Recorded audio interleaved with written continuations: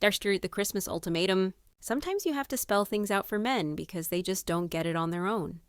I'd been with Reed for 2 years, and frankly, I was getting tired of playing girlfriend when what I really wanted was to be someone's wife. Anyway, make sure to hit that like button if you're into hearing about relationship chaos, and don't forget to subscribe. If you're new here, trust me, this story gets wild. So there I was on December 1st, sitting in my apartment, scrolling through Instagram, watching my cousin Colby post her engagement photos for the 100th time. Reed was sprawled on my couch, probably thinking about his latest work project or whatever it is he obsesses over when he's not paying attention to what actually matters. The man has this way of getting completely absorbed in his own head, like he's solving world hunger instead of just existing in the moment with me. That's when I decided enough was enough and proposed to me by Christmas or we're done. I said, not even looking up from my phone. I mean, why should I have to make dramatic eye contact for something this obvious? Reed went completely still. Not in a romantic, swept off his feet way, but in that calculating way he does when he's processing information. The guy treats everything like a business decision, weighing pros and cons instead of just following his heart. It's exhausting dating someone who can't be spontaneous. That's 3.5 weeks away, he said finally, like he was doing math. I started rattling off the specifics because men need everything spelled out. Princess cut, minimum 2 carats. I already sent you links. Oh, and do it at my parents' Christmas dinner so everyone can see. I was already picturing my whole family there, my sister Brooks finally having to watch me be the center of attention. My mom getting to show off to all her friends about her engaged daughter. Here's what Reed didn't know. I'd been planning this since October. Not just dreaming about it, actually planning. I had venue deposits down a dress on hold, even a photographer booked for next summer. My credit cards were maxed out, but that's what you do when you're investing in your future, right? Reed's response was just, understood. Not, I love you and can't wait to marry you or anything remotely romantic. Just, understood. Like I'd given him a work assignment. Fine by me. At least he was finally getting with the program. I went back to my phone, adding more pins to my wedding board. Future Mrs. Reed Thompson had over 200 pins by then. Flowers, dresses, venues, the whole vision. I'd been curating it for months, commenting on photographers' posts about summer availability, following wedding planners, basically doing all the legwork while Reed just coasted along. My roommate Wyatt was in the kitchen during this whole conversation, probably eavesdropping like he always does. The walls in our apartment are thin, and he's got this annoying habit of inserting himself into situations that don't concern him. He works night shifts at some medical facility, so he's always home at weird hours, shuffling around in those juvenile scrubs covered in cartoon animals. Like you're pushing 30, time to grow up. After Reed left that night, Wyatt made some snide comment about ultimatums, but I shut him down fast. What would he know about relationships? The guy's been single the entire time I've known him, probably because he's too busy playing caretaker to everyone else, instead of focusing on his own life. I spent the rest of the evening texting Brooks about ring settings and calling my mom to prep her for Christmas dinner. Mom was thrilled, obviously. She'd been dropping hints about weddings and grandchildren ever since Brooks got married last year, making these passive-aggressive comments about me taking my time and being picky. Finally, it would be my turn to be the favorite daughter. Over the next few weeks, Reed started coming by more often, which I took as a good sign. He'd bring groceries or just hang out, though I noticed he spent a lot of time chatting with Wyatt when I wasn't around. I figured he was probably asking for proposal advice or getting intel on what I liked. Men are clueless about romance, so they need all the help they can get. I kept sending him ring links. Different styles, different settings, though nothing under 2 carats because I wasn't about to walk around with some pathetic chip on my finger. My coworkers would notice, and I'd already been dropping hints at the office about something exciting happening for Christmas. The anticipation was actually kind of fun. What was weird was how calm Reed seemed about everything. Usually he gets all twisted up about major decisions, analyzing every angle until I want to scream. But he was just going along with it, responding to my ring texts with thumbs up emojis like it was no big deal. I should have paid more attention to that, but I was too busy planning my perfect engagement announcement. December 20th rolled around and Reed showed up with groceries I'd asked him to pick up. Specific stuff too. Those ridiculously expensive organic eggs that cost $9 a dozen. I was out with Brooks checking out potential reception venues when he dropped them off.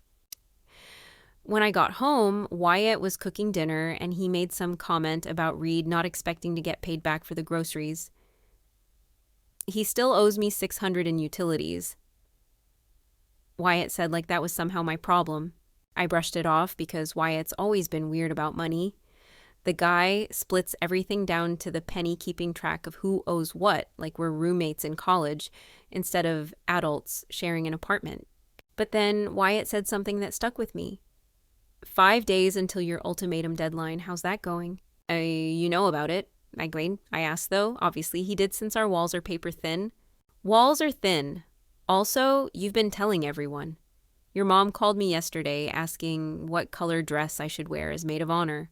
I'm not even friends with her. I'm just the roommate who pays rent on time. That last part annoyed me. Like, sorry for including you in my life, Wyatt. Some people would appreciate being part of something special instead of complaining about it. The next few days were a blur of final preparations. I got my nails done, bought a new dress for Christmas dinner, even hired a photographer to capture the moment. My Instagram was ready to go. I'd already crafted the perfect caption about being surprised and blessed and all that. Christmas Eve finally arrived and I was buzzing with excitement. Reed was supposed to be at my parents' house by 3 for the big moment. I had everything planned down to the minute. Cocktails first, then dinner, then the proposal during dessert when everyone would be relaxed and happy. But 3 o'clock came and went. No Reed. I started texting him. Where are you running late? Then everyone's waiting. Then Reed. Seriously, are you coming or not? His response made my stomach drop. Not coming. We need to talk. I thought he was joking. Like, what kind of sick joke is that on the day you're supposed to propose? You're kidding, Reed. This isn't funny. Get here now. I'm breaking up with you. I stared at my phone, waiting for the just kidding or the I'll explain when I see you. But nothing came. My phone started buzzing with calls from him, but I was too shocked to answer. My whole family was sitting in my parents' living room, waiting for the big announcement, and my boyfriend was breaking up with me via text. When I finally answered one of his calls, I could barely form words. Are you insane? I'm not proposing. We're done. Everyone is here, I managed to say. My whole family. They're waiting for the proposal. You told them I was proposing? Of course I did. I already posted on Instagram that something exciting was happening tonight. My dress cost $400. I got my nails done. The photographer is set up. You hired a photographer for proposal photos. Reed, stop being difficult and get here. That's when he said it. This is about you giving me an ultimatum and treating our relationship like a business transaction. A business transaction. I was planning our future. I was the one doing all the work, while he just sat there like a bump on a log, waiting for things to happen to him instead of making them happen. You wasted 2 years of my life, and he said. You wasted 2 years planning a wedding to someone who never proposed. He shot back before hanging up. I tried calling him back, but he'd blocked me. Blocked me on Christmas Eve in front of my entire family. That's when I started putting the pieces together. All those times Reed had been at my apartment lately, hanging out with Wyatt. All those conversations I'd caught the tail end of. The way they'd stopped talking when I walked into a room. I started texting Wyatt demanding answers. Did you know about this? Did Reed tell you he was going to dump me? Wyatt's response was infuriating. Chantel, I think you should talk to Reed directly about this. But I couldn't talk to Reed directly because he'd blocked me like a coward. So I did what any rational person would do. I created a group text with Reed, Wyatt, and about 30 other people from our lives. Family, friends, co-workers, everyone who needed to know the truth about what kind of person Reed really was. Since Reed is too much of a coward to tell people himself, here's the truth. He dumped me on Christmas Eve in front of my entire family after 2 years, and he's been having an affair with my roommate Wyatt. Both of them are disgusting. Please share so everyone knows what kind of people they are. My phone immediately started ringing. My mom, my sister friends, even Reed's mom somehow got my number and called. I let most of them go to voicemail because I was too angry to have rational conversations. But then something happened that made everything click into place. My building's security called me at 6 a.m. on Christmas Day. Ma'am, there's a man here asking about you. Says you have something that belongs to him. I went down to the lobby and found Reed there looking like he hadn't slept. When he saw me, his whole demeanor changed. Not guilty or apologetic, but almost, relieved. Where's Wyatt? He asked. What are you talking about? Wyatt, your roommate. Where is he? That's when it hit me. Reed wasn't having an affair with Wyatt. He was having an affair with someone else entirely, and he was using Wyatt as his cover story. The grocery runs, the long conversations, all of it was just Reed getting close to Wyatt to throw me off the scent of whoever he was really seeing. You're sick, I told him, using my roommate to cover up your cheating. But Reed just looked confused. Chantel, I'm not cheating on anyone. I broke up with you yesterday, remember? And immediately started dating someone else. Who is she? That's when Reed dropped the bomb that destroyed everything I thought I knew about the situation. I proposed to Wyatt yesterday. We're engaged. The words didn't make sense at first. Proposed to Wyatt. My roommate, Wyatt. The guy who works night shifts and wears cartoon scrubs, and has never had a serious relationship the entire time I've known him. That's impossible, I said. You don't even know him that well. I've been getting to know him for the past 3 weeks. Every time I came over to see you, I ended up talking to him instead. He's everything I didn't know I was looking for. Everything I didn't know I was looking for. Like, I was some kind of placeholder until Reed figured out what he actually wanted. The security guard was starting to look uncomfortable, probably sensing the tension, but I didn't care. I needed answers. So what, you just decided you were gay all of a sudden? I decided I wanted to be with someone who actually likes me for who I am instead of seeing me as a project to complete. That stung because it wasn't true. I loved Reed exactly as he was. I just wanted him to step up and commit to our relationship, instead of drifting along like we were still in the casual dating phase after 2 years. You led me on, I said. 2 years of my life gone. You led yourself on. I never promised to marry you, Chantel. You gave me an ultimatum and then planned an entire wedding before I even agreed to it. He wasn't wrong about that, but he was missing the point entirely. When you're in a serious relationship, marriage is the natural next step. You don't need a formal agreement. It's just what people do when they love each other. You humiliated me in front of my entire family. You humiliated yourself by telling everyone I was proposing before you asked me if I wanted to. We went back and forth like this for another few minutes, but it was pointless. Reed had already made up his mind, and apparently he'd made it up weeks ago while I was busy planning our future. The worst part was finding out that Wyatt had known the whole time. When I confronted him later that day, he didn't even have the decency to look ashamed. I tried to stay out of it, he said. But Reed needed someone to talk to, and you were so focused on your wedding plans that you weren't really listening to him. Not listening to him, I'd been planning our entire future together. Every Pinterest board, every venue tour, every dress fitting was for us. How was that not listening? But Wyatt just shrugged like my feelings didn't matter at all. He's happy, Chantel. Isn't that what you want for someone you love? What I wanted was the life I'd been working toward for 2 years. What I wanted was the ring I'd picked out and the wedding I'd planned and the future I'd invested everything in. What I wanted was for Reed to stop being selfish and think about someone other than himself for once.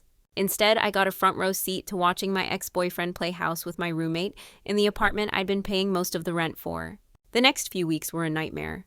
Wyatt moved out immediately, leaving me scrambling to cover his half of everything. My credit cards were maxed out from wedding deposits I couldn't get back. My family kept asking awkward questions about when I was going to start dating again, like I could just flip a switch and get over 2 years of my life. The worst part was seeing them together. They didn't even have the courtesy to keep their relationship private. I'd see them at the grocery store or the coffee shop looking all happy and domestic while I was left picking up the pieces of the life I'd thought I was building. Reed looked different with Wyatt, more relaxed, more confident, like he'd been holding his breath for 2 years and could finally exhale. It made me sick because I'd never seen him look at me that way, not even in the beginning when everything was supposed to be exciting and new. 3 months later, I ran into Brooks at a family dinner, and she dropped the news that Reed and Wyatt were planning a small ceremony in the fall. No big wedding, no photographer, no Pinterest boards. Just them and a few close friends, apparently. Are you okay with that? Brooks asked, like she actually cared about my feelings. What was I supposed to say? That I was devastated? That I'd wasted 2 years of my life on someone who threw me away? The second something better came along, that I'd maxed out my credit cards, planning a wedding that would never happen while he was falling in love with my roommate behind my back. Instead, I just said I was fine and changed the subject. But I wasn't fine. I was angry and hurt and confused about how everything had gone so wrong so fast. I'd done everything right. I'd been patient. I'd been supportive. I'd planned for our future. And my reward was watching Reed give someone else the commitment he'd refused to give me. The truth is, I still don't understand what I did wrong. I gave Reed an ultimatum because our relationship needed direction. I planned a wedding because I was excited about our future. I told my family about the proposal because I was proud of what we were building together. Maybe I could have communicated better or been more patient or paid more attention to what Reed actually wanted instead of focusing on what I thought he should want. But at the end of the day, he's the one who chose to throw away 2 years over a simple request for commitment. He's the one who decided that 3 weeks with my roommate was worth more than everything we'd built together. And now I'm supposed to just accept that and move on like none of it mattered. Well, I can't, and I won't. Some things are unforgivable, and what Reed did to me, what they both did to me, is one of them.